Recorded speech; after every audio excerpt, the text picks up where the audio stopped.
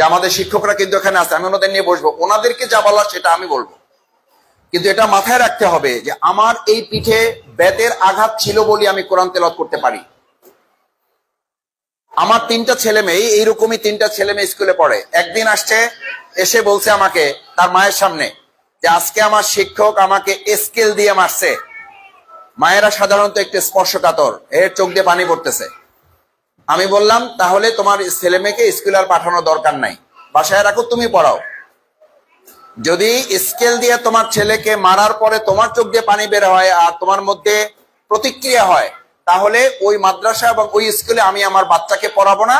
যে মারছে এই কথা বলার পরে তুমি সেই শিক্ষকের সাথে কথা বলতে হবে, তাকে বলতে হবে কেন আমার ছেলেকে মারা হলো, কি অন্যায় করেছে।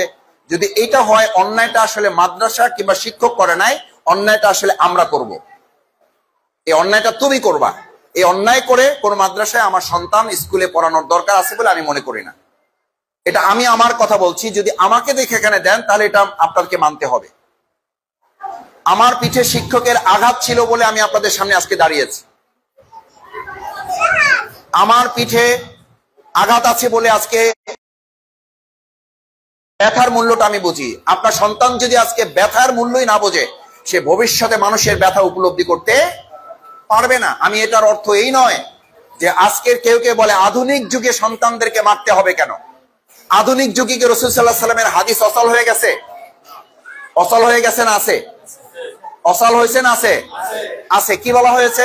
সন্তানের বয়স 7 বছর হলে তাকে শাসন করো, 8 বছর হলে তাকে আঘাত করো, মৃদু প্রহার করো, এরপরে যদি না শোনে তাকে পৃথক করে দাও, আলাদা করে দাও, তার বিছানা আলাদা করে দাও, তার সাথে সম্পর্কের জায়গাটা তাকে এমন ভাবে বুঝতে দাও যেন সে ফিল করে যে আল্লাহ রসুল এবং ইসলামের বিধান মানতে না পারলে তোমার এই বাবা মার সাথে সম্পর্কটাও একসময় আর টিকবে না, এটা টিকবে না।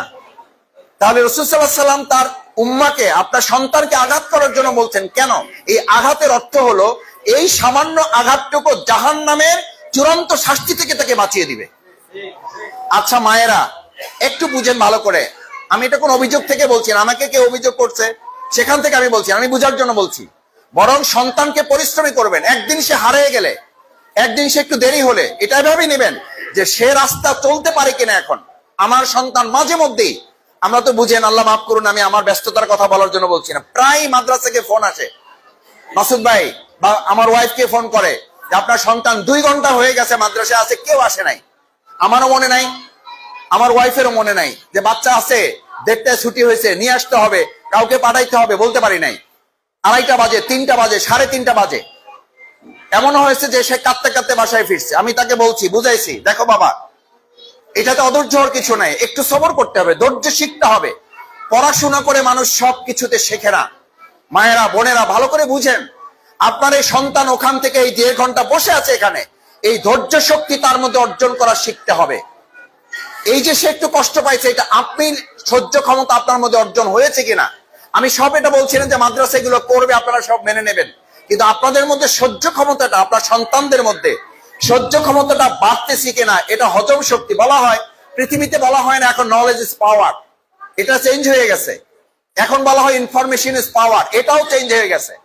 এখন বলা হয় টেকনোলজি ইজ পাওয়ার, এটাও চেঞ্জ হয়ে গেছে। এখন বলা হয় টলারেন্স ইজ দ্য পাওয়ার। যার সহ্য ক্ষমতা যত বেশি, সে পৃথিবীতে তত বেশি শক্তিশালী। যার সহ্য ক্ষমতা যত বেশি, সে পৃথিবী পরিচালনায় তত বেশি দক্ষ। এখন সিদ্ধান্ত মায়ের আপনার। এখন ভাইয়েরা, আমার মুরব্বীরা যারা আসছেন, যাদের সন্তান এখানে আছে, এবার আপনাকে সিদ্ধান্ত নিতে হবে। আধা ঘন্টা, 1 ঘন্টা, 1.5 ঘন্টা এদিক এদিক হয়ে গেলে আমরা অস্থির হয়ে যাই, নাকি আমি স্থির থাকতে পারি? আমি এই প্রসঙ্গে আপনাকেও বলি, আমাদের কাছে ভাই, প্রতিষ্ঠানের কাছে সন্তান থাকে 6 ঘন্টা বা 7 ঘন্টা, তাহলে 24 ঘন্টার মধ্যে 6 ঘন্টা বাদ দিলে তার থাকে না? থাকে? কয় ঘন্টা থাকে? কয় ঘন্টা থাকে? 18 ঘন্টা থাকে। তাহলে আপনি বলেন, সন্তান আসলে প্রতিষ্ঠান হিসেবে বেশি সময় দেয় প্রতিষ্ঠানে না আপনার কাছে? এই জন্য পৃথিবীতে স্লোগান কি? Please give me a good madrasa, please give me a good school, please give me a good teacher. No, teacher ভালো দিতে বলা হয় নাই, মাদ্রাসা ভালো দিতে বলা হয় নাই, স্কুল ভালো দিতে বলা হয় নাই। আমি এই যে লাইভে কথা বলতেছি, নিশ্চয়ই আমার ওয়াইফ শুনবে এটা। আমি পরিবারে প্রতিবার বলি, আমি পরিবারে প্রতিবার বলি, আমি নিজে তার বাস্তব সাক্ষী। আমার মায়ের চোখের পানিতে আমি এখানে দাঁড়িয়ে আছি, সহজ কথা। আমার মায়ের চোখের পানিতে এখানে দাঁড়িয়েছি। আমি আমার বাবার তাহাজ্জুদের উপর এখানে দাঁড়িয়ে আছি। আমাদের কোনো বিয়ের এমন অনুষ্ঠান হতো না, আমি তো সবচেয়ে ছোট, আমার 10 ভাই বোন, আমি তাদের অনেকের বিয়ে অনুষ্ঠান দেখার সুযোগ পাইছি। বিয়ে অনুষ্ঠানের রাতেও আমার বাবা যান, যেন আল্লাহ তাআলা তাকে নিয়ে গেছেন, আল্লাহ তাকে জান্নাতবাসী করুন, তাকে আল্লাহ মাফ করুন। বিয়ের অনুষ্ঠানেও তাকে আমি তাহাজ্জুদ কাজা করতে দেখি না। রাত 10টা-11টা বাজে তিনি চলে গেছেন, কোথায়? ঘুমিয়ে গেছেন। কারণ তিনি রাত 3টায় জাগবেন। কেন জাগবেন? তিনি তার রাতে কোন দোয়া থেকে রব্বানা হাবলানা মিন আজওয়াজিনা ওয়া যুররিয়াতিনা কুররাতা আইনি ওয়াজআলনা লিল মুত্তাকিনা ইমামা, এই দোয়া করেন নাই। এরকম একটা রাত তার পার হয়েছে, আমি তার মুখে এটা শুনি নাই। মানুষ হিসাবে তিনি দুর্বল ছিলেন, কোন কারণে এত রাত বাদ পড়েছে, কিন্তু তিনি দোয়া করেন নাই তার সন্তানের জন্য। সুতরাং আমি বলছি, বাবা মা হিসাবে আপনার দায়িত্বটা শিক্ষকের কয়েক লক্ষ শিক্ষক এক জায়গায় করলে যা না হবে, তার চেয়ে অনেক বেশি বরাকা আল্লাহ তাআলা আপনাদের মধ্যে দিয়েছেন, এই বাবাদের মধ্যে দিয়েছেন, এই মায়েদের মধ্যে দিয়েছেন। আমি আজকেও আমার সহধর্মিনী, আমার স্ত্রীকে আমি বলি, যদি এক জায়নামাজে বাবা মা বসে তার সন্তানের জন্য চোখের পানি ফেলতে না পারো, চোখের পানিতে যদি জায়নামাজ ভিজাতে না পারো, তাহলে নিশ্চিত থাকো পৃথিবীর শ্রেষ্ঠ ক্যামব্রিজ অক্সফোর্ডে পড়িয়েও তোমার সন্তানকে তেমন কিছুই তুমি করতে পারবে না, কিছুই করতে পারবে না। অক্সফোর্ডে পড়েছে, নষ্ট হয়ে যায় না, এরকম উদাহরণ আছে না নাই? ক্যামব্রিজে পড়েছে, কিছুই পড়তে পারে নাই, উদাহরণ আছে। আমরা কোন জায়গা থেকে পড়েছি? আপনার মাথার উপরে ফ্যান আছে, মাইক আছে। আমি বলছি, আমাকে দেখে তো দিয়েছেন, বলছেন আমাকে দেখে দিয়েছেন। আমি যে মাদ্রাসায় পড়েছি সেখানে তো ইলেকট্রিসিটি ছিল না, সেখানে তো বিল্ডিং থেকে পানি পড়তো, আমরা পলিথিন দিয়ে রাখতাম বৃষ্টি হলে। এই আমাদের মাদ্রাসার যে জানালা ছিল, সেখানে বৃষ্টি আসলে আমরা পলিথিন দিয়ে রাখতাম। সেই পলিথিন ভেদ করে আমাদের বিছানা ভেজে যেত, রোদ উঠলে আবার শুকাতাম, আবার ওটাতে আমরা রাত্রিবেলা ঘুমাতাম। This is our life. সুতরাং আপনি যদি মনে করেন যে একটা প্রতিষ্ঠান আপনাকে কিছু শিখতে সহযোগিতা করবে, তাহলে আগে আপনাকে ধারণ করতে হবে যে আমরা এখান থেকে কি চাই। আমার সন্তানকে দিয়ে আমি দায়িত্ব শেষ করে দিয়েছি, তাহলে আমার বোধ হয় মাদ্রাসা থেকে আমরা তেমন ভালো কিছু করতে পারবো না। আমাদের সফলতাটা শুধু দুনিয়া কেন্দ্রিক না। আবার এটা বলতে পারেন যে ভাই, দুনিয়ায় যদি সফলতা না হয় তাহলে আমরা পরকালে সফলতা দিয়ে কি করব? আরে যাকে আল্লাহ পরকালে সফল করবেন, তাকে আল্লাহ দুনিয়াতে ব্যর্থ করবেন না। এই জন্যই বলা হয়েছে, যাকে আল্লাহ পরকালে সফল করবেন তাকে আল্লাহ দুনিয়াতে সফল করবেন। ওই জন্যই বলা হয়েছে রব্বানা আতিনা ফিদ দুনিয়া হাসানা। যাকে পরকালে সফল করবে আল্লাহ আগে দুনিয়াতেও তাকে কল্যাণকামী করবেন, তার কল্যাণ দুনিয়াতেও দিবেন।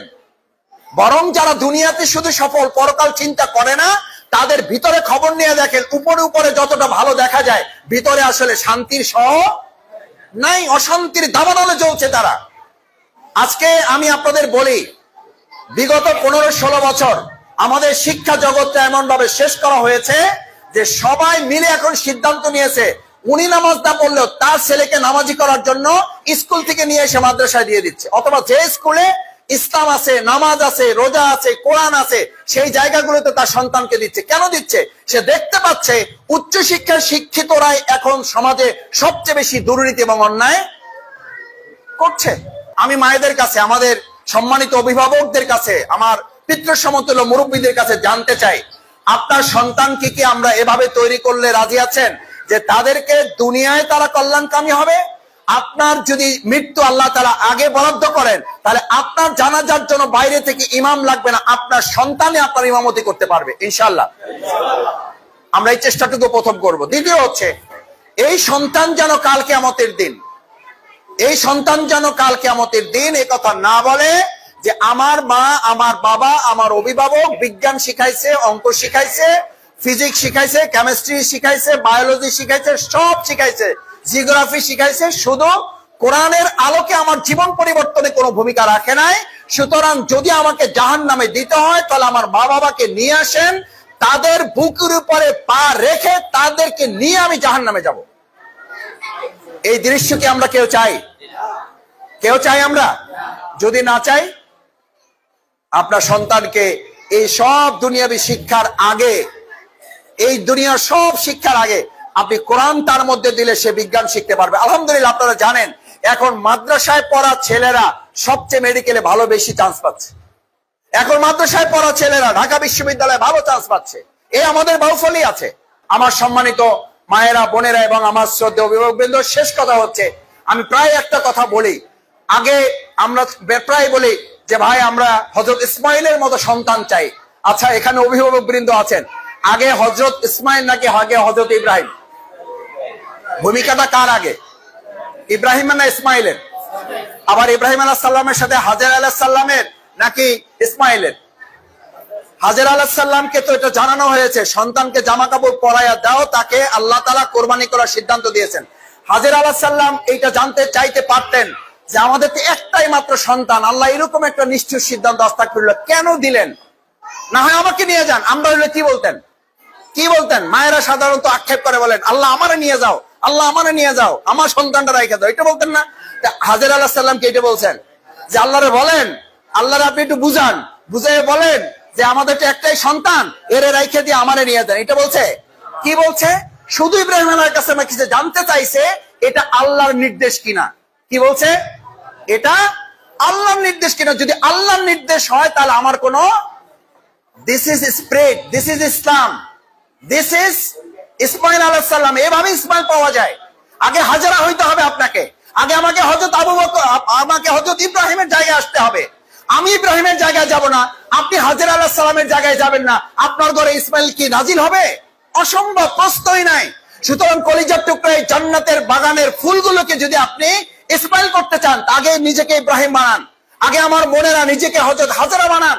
আমি নিশ্চিত বলতে পারি তাহলে আপনার পরিবার থেকে আল্লাহ তাআলা আমাদেরকে হযরত ইসমাইল দেবেন ইনশাআল্লাহ। সেই প্রত্যাশা ব্যক্ত করে, কোন কষ্ট পেয়েছেন, পাচ্ছেন, ভবিষ্যতেও পাবেন, আমি শফিকুল ইসলাম মাসুদ যদি আসতে নাও পারি, এই প্রতিষ্ঠানকে আপনারা নিজেদের ঘরের চেয়ে, নিজেদের ডেকোরেশনের চেয়ে, নিজেদের প্রসাধনীর চেয়ে, সন্তানের চেয়ে, সন্তানের প্রয়োজনে এই প্রতিষ্ঠানকে আমরা সবাই ভালোবাসবো ইনশাআল্লাহ। আল্লাহ তাআলা আমাদের সবাইকে সেই তৌফিক দান করুন। সকলে বলুন আমিন। আসসালামু আলাইকুম ওয়া রাহমাতুল্লাহি ওয়া বারাকাতুহু। আমার কলিজার টুকরা সন্তান যারা, আলহামদুলিল্লাহ তোমরা সবাই পাস করছো। আমরা সবাই একবার বলি আলহামদুলিল্লাহ, আলহামদুলিল্লাহ। তোমাদের সকলের হাতে কালকে ক্লাসের সময়, কালকে ক্লাস আছে, কালকে ক্লাসের সময় তোমাদের সবার কাছে আমার পক্ষ থেকে চকলেট পৌঁছবে, ঠিক আছে? কি জন্য? তোমরা কি থাকছো? তোমরা চুপ থাকছো। ভবিষ্যতেও তোমার শিক্ষক শিক্ষিকারা কথা বললে শুনবা। এখানে চকলেট পাওয়া যাবে, জান্নাতে সব পাওয়া যাবে ইনশাআল্লাহ। আমরা জান্নাতে যেতে চাই, আমরা যাব, বাবা মাদেরকে নিব না? বাবা মাদেরকে নিব, বাবা মাদেরকে নিয়ে আমরা জান্নাতে থাকতে চাই ইনশাআল্লাহ। সবাইকে ধন্যবাদ। কালকে মাদ্রাসার পক্ষ থেকে সবাইকে তোমাদের কাছে আমার পক্ষ থেকে চকলেট পৌঁছে দেওয়া হবে। আসসালামু আলাইকুম ওয়া রাহমাতুল্লাহি ওয়া বারাকাতুহু।